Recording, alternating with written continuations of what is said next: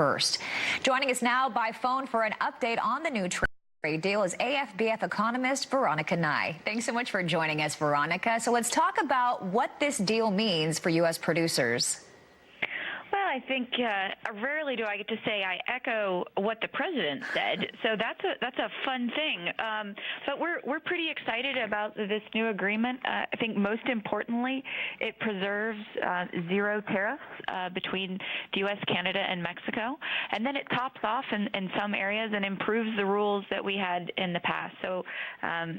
As the president was mentioning, it provides additional access for some U.S. dairy products, poultry, and then resolves some longstanding irritants to trade that span a lot of other products. Now, did you expect this deal would happen in time? I think a lot of people thought this was going to be a very long and drawn-out process. How did the timing impact you?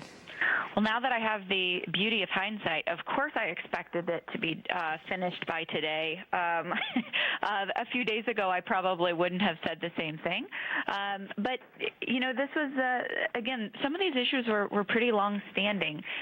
So to have a timeline in place that was pretty strict could have either resulted in the achievement that we did see, which was a new agreement, or potentially could have disrupted the trilateral flow of products. So I'm very happy to see that it's the former, and that we can continue to grow our business with Canada and Mexico. You know, you are very well connected in Washington, D.C. Talk about what you're hearing from industry members. You know, I think everyone's pretty relieved. We've all developed supply chains over the years based on integration between our three countries. So continuing to have that be the case is important.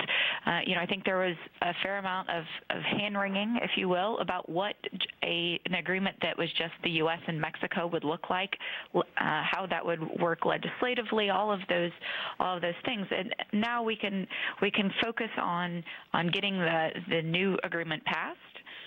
Rather than worrying about it being a series of bilateral deals. So, you know, I think we're all looking forward to the next several months. So, as you mentioned, the two presidents and the prime minister want to get that deal signed by the 30th November, and then the U.S. International Trade Commission has to perform a study of the impacts of the deal for the U.S. economy, and they have 105 days to do that.